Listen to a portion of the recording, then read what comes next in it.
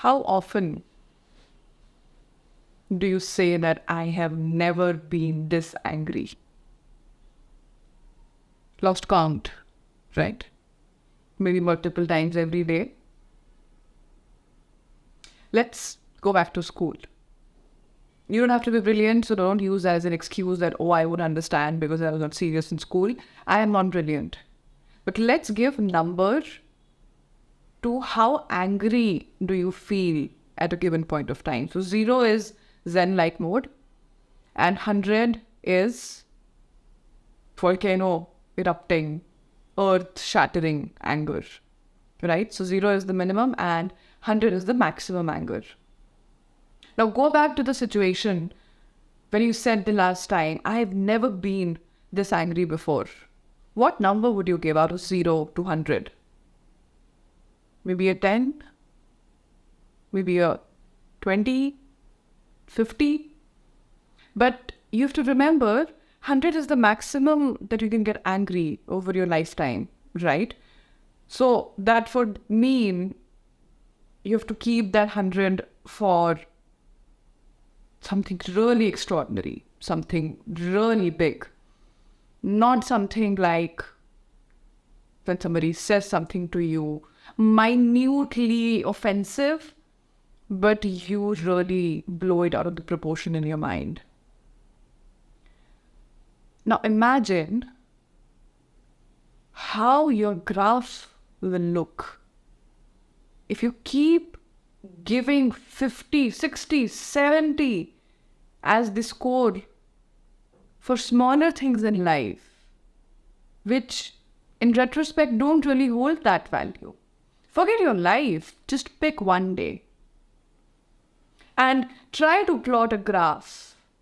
The higher you go, the higher the level of your anger is, for example, right?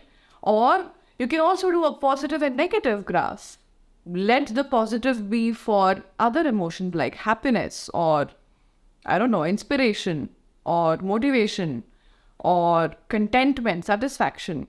And the negative is anger, sadness, loss of faith in yourself and others, hopelessness, anything, right? So in the end, it actually becomes a sine wave, right? Because unless you have protected your childlike state in your mind, it won't be a spike because a child has the capacity to be happy at one moment and cry the other, or the other way around. This child can just be crying his or her heart out and you show them something which they want and they are smiling immediately, right? But we are not privileged enough to preserve our childlike state.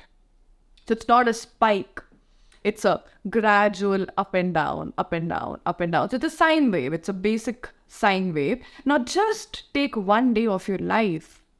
From the moment you wake up, let's call that 0, hoping that you woke up without any nightmare or any euphoric dream. That's the 0.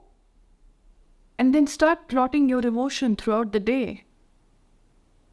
How many times do you go positive? How many times do you go negative? And if you're in negative, how much